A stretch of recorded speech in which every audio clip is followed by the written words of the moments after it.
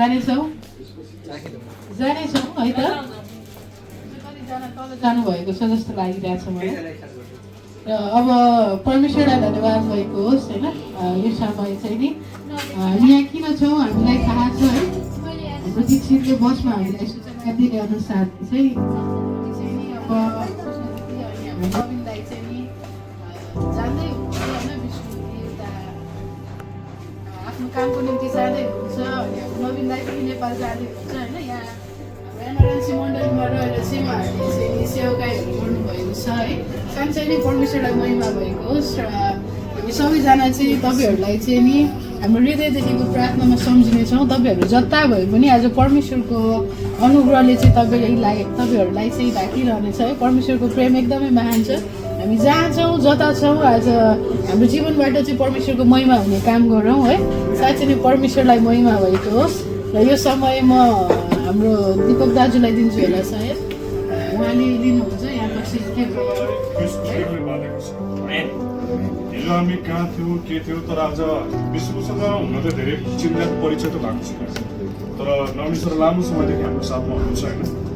तर यति छोटो समयमा पनि ऊ आफ्नै परिवारको जस्तो लाग्नुको कारण एउटै कारण छ कि प्रभु यीशु ख्रीष्टले आज वचनमा पनि बाइबल कुजमा पनि एउटै कुरा बारम्बार के आइरहेको थियो भन्दा मैले तिमीलाई जसरी प्रेम गरेको छु तिमीले पनि एक्लै अर्कालाई त्यसरी नै प्रेम गरेर मनलागेको छ। अस्ति पनि हामीले जवानसँग मैले एउटा कुरा के सिकेका थियौँ भन्दा सम्बन्ध र समुदायको विषयमा हामीले सिकेका थियौँ। सम्बन्ध र समुदाय भनेको नै हामी होइन। परिवारले हामीलाई बाँधेको छ।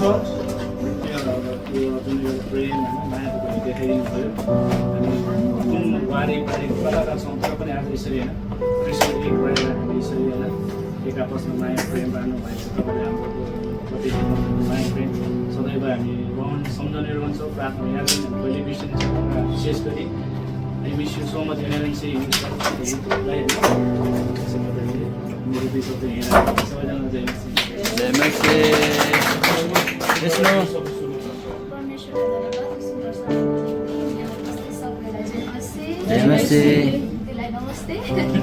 म यो चर्च आउनु चाहिँ मुख्य आई थिङ्क सिमन दाईलाई याद छैन होला तर मेरो वार्ड भरिने चाहिँ सिमन दाई हुनुहुन्छ। उहाँको टिकटकबाट हो उहाँको चाहिँ टिकटकमा मैले फलो गरेर अनि मेसेज गरेँ त्यहाँदेखि दाइले नम्बर भएर म आउनु सुरु गरेँ हो। अनि प्रभुलाई धन्यवाद त्यो सोसियल मिडियाको निम्ति पनि। अनि म यहाँनिर हेर्ने हो भने मलाई फेस सबैलाई चिन्छु तर म 10जनाको पनि नाम भन्न सक्दिनँ। अनि हामी सेवा गर्न जान्छौँ चर्च जान्छौँ एउटै मात्र कारण चाहिँ प्रभुको प्रेममा। तर यहाँ तपाईँहरू सबैजना आउनु भएको छ हामीलाई प्रेम देखाउनको निम्ति जुन प्रभुले हामीलाई सिकाउनु भएको छ।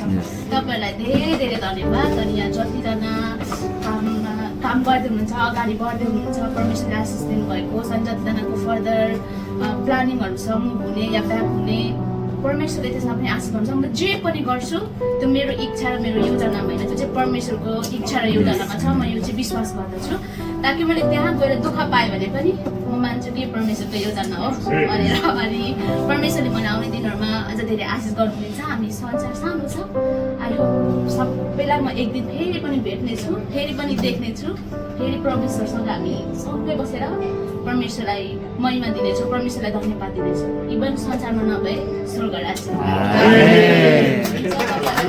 हेलो नमस्ते अनि सम्पूर्णलाई यीशु ख्रीष्टको नाममा जय मसीह। साँच्चै नै आजको दिन जति पनि यहाँ युथहरू भेला भएका छन् केवल तपाईँको महिमाको निम्ति।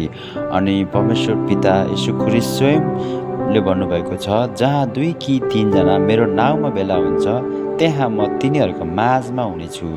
अनि प्रभु म प्रार्थना गर्दछु तपाईँको छोरा नवीन अनि छोरी विष्णु जुन यो परदेश ठाउँ छोडेर जाँदै हुनुहुन्छ प्रभु उहाँहरू जहाँ जाँदछन् जे गर्दछन् प्रभु तपाईँले उहाँलाई सुरक्षाको घेरामा बाँध्नुहोस् र उनीहरूको जीवनमा प्रभु तपाईँले प्रशस्त आशिष दिनुहोस् भन्दै म प्रार्थना गर्दछु प्रभु।